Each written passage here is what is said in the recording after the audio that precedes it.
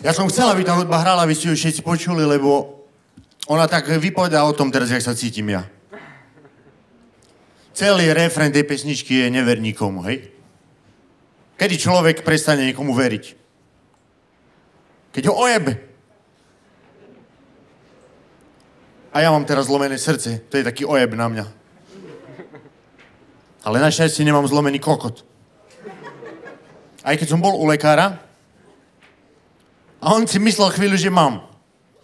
Ale ja som mu musel vysvetliť, pán doktor, to nie je zlomenina, ale ja mám taký veľký že mám na ňom lakeť.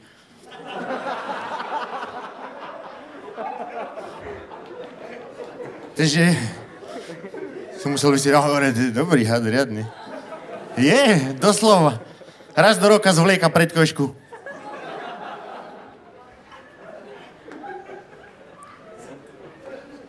Sú tu tiež nejakí hadi ešte? Neverím, že som jediný. No, sa chcem opýtať, koľko z vás ľudí si kúpilo sem lístok cez tú zľavu dňa? Zdvihnite nejaký úd. Dobre. Čiže vy, boli ste vy už predtým niekde na stand-upe, takto? Čiže viete, čo je stand-up? Všetci? Dobre. Tak lebo sú ľudia, ktorí nevedia, čo je stand-up a potom prídu a niekto tu človek povie, že kurva. A oni sa už pohoršujú nad tým, že hreši. No tak ja len chcem povedať, že tie nadávky, viete, musíte brať z rezervou, pretože človek predsa v normálnom živote nerobí toto, čo tu. Ja tiež predsa neprídem niekam do potravín a nepýtam sa, a prosím vás, náhodou nejaké skurvené banány nemáte? Alebo nejakú minerálku? Pojebanú! Nie, ale sú ľudia, ktorí tomu nerozumejú, hej? A si povedia, to je kokot. To je debil. Sice oni si nepovedia kokot, povedia kokot. Viete, čo mňa stále fascinovalo? Že čo sú všelijakí tí kresťania? No, takto nie. No,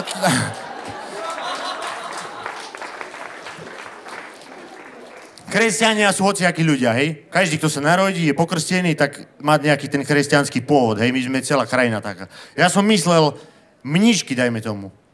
Hej? Oni svoj život zasvetili do piči, kostýmu Batmana.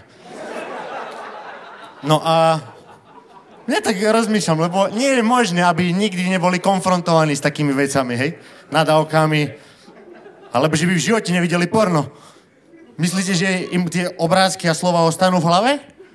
Že mníška si ide ľahnúť a spí.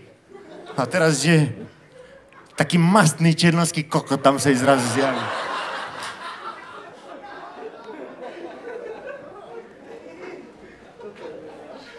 Kto vie? Vie niekto?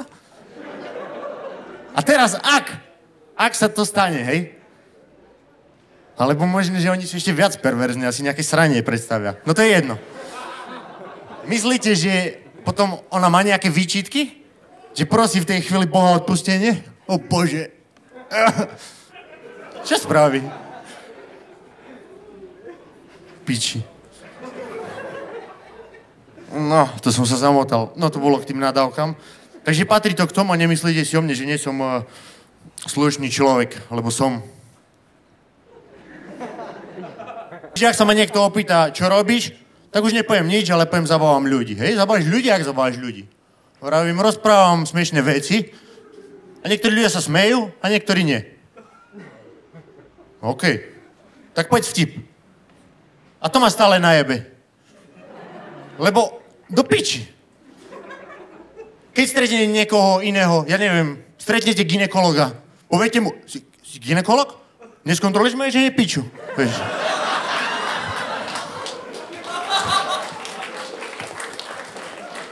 Tak to nefunguje, ale keď niekto povie, že je komik, stále práve vec, poď vtip. No. Keď stretnete politika, poviete mu, ukáž, jak vieš klamať. Ja som zo Spišskej Novej Vsi. A my tam máme strašne veľa cigánov, pre tých ľudí, ktorí nevedia. A sú to takí trochu iní cigáni, než ktorí sa voľne pohybujú tu.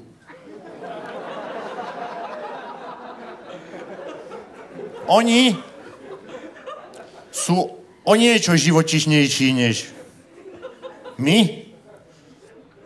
Napríklad. Ale aj ekonomickejší. A mali by sme si z nich vedieť brať príklad. Pretože takému bežnému cigánovi tam stačí oblečenie, ktoré nájde v koši, takisto, jak mu stačí potrava, ktorú tam nájde, alebo si uloví niekde.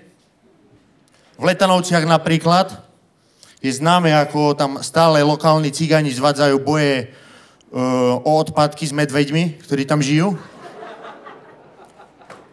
A už sú na takej úrovni fyziologickej, že stačí iba 4 cigáni na to, aby zajebali jedného medveďa. A 2 prežijú dokonca.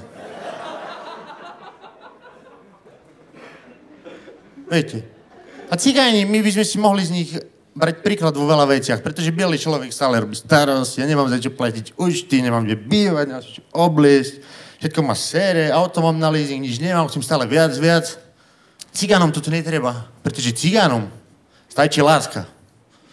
Ak bude mať cigán vedľa seba ženu, ktorá mu bude verná, ktorá ho bude milovať, môže to byť aj, no, do piči, taká žena, no. Ja neviem, tak viete, aké sú cigánky, ktoré zaclony na nohách. Ale miluje ho a je mu verná. Tak on bude šťastný, aj keď bude v odpadkovom koši žiť. A nebude viac potrebovať. Tak mám kamaráta, ktorý je cigán. On žije v dvojizbovom byte. Má 11 detí. Má 27. A žijú v dvojizbovom byte aj s jeho rodičmi. A on je popič, lebo jemu ťažko vysvetlíte napríklad niečo ako Feng Shui.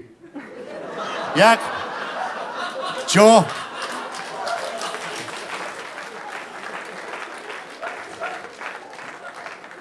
Jak čo má kde byť rozložené, hej, po byte?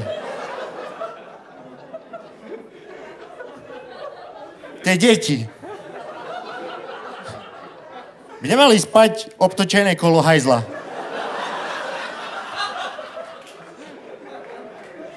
Ale on vám na to povie, že to je ich detská izba.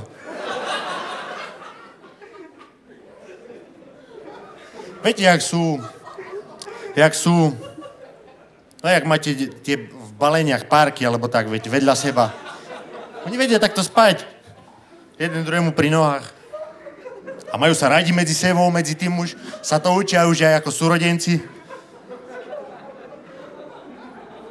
Potom sú šťastní, že si spolu, aj keď majú oči jak chameleóni.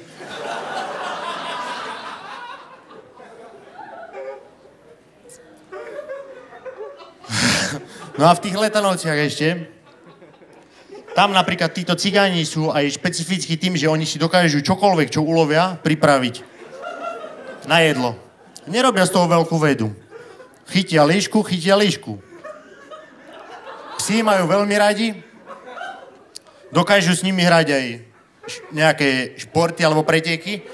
Minule to bolo niekde aj v časopise, že našli v Rudňanoch niekde malé cigánske deti, jak sa naťahovali o čeľusť spodnú z psa.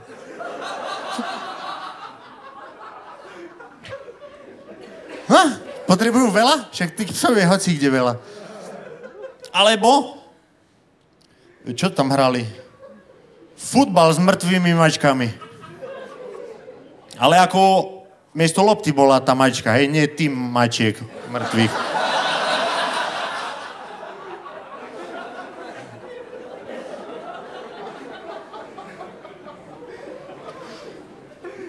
No. Prosím? Však idem, len rozmýšľam. Či tých cigánov vám ešte nejak... Prepáčte, že si to tu sem tam prečítam, ale je toho veľa a ja mám plnú hlavu teraz iných pičovín, čiže potrebujem... No napríklad, čo tu mám napísané? Mačáci perkelt. No to je niečo exkluzívne, čo oni iba na Vianoce majú. Pretože ja mám zase ďalšieho kamaráta cigána. A si predstavte, že jeden z nich mal narodeniny a teraz za odmenu, čo oni dostali, lebo oni bežne na večeru majú spánok. Ale keď on mal narodeniny, tak mu mama povedala, aby to otec nevidel, dali na kevky viac pasty trochu. A ja by som raz chcel mať frajerku cigánsku. Prečo viete, cigáni, si zoberte, že oni majú v piče celé oblečenie. Stretol som malú cigánku. Koľko mohla mať, ja neviem. Toľko centimetrov. A ona mala na sebe svadobné šaty a kopačky. Kde do piči ide? Povedzte mi, kam ide?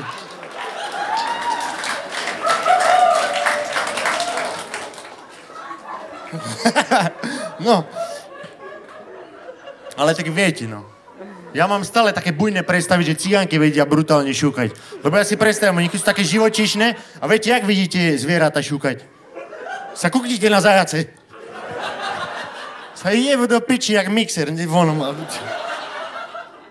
Aj psi. Všetko možné.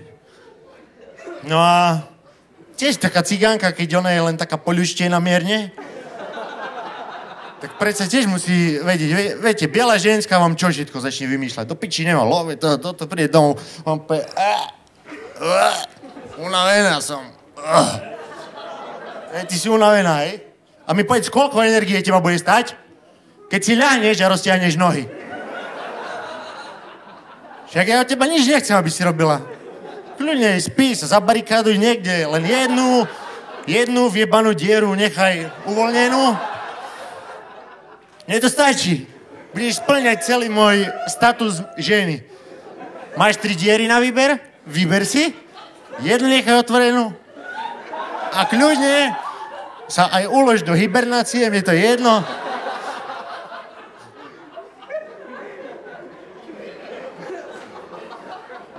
Dievky.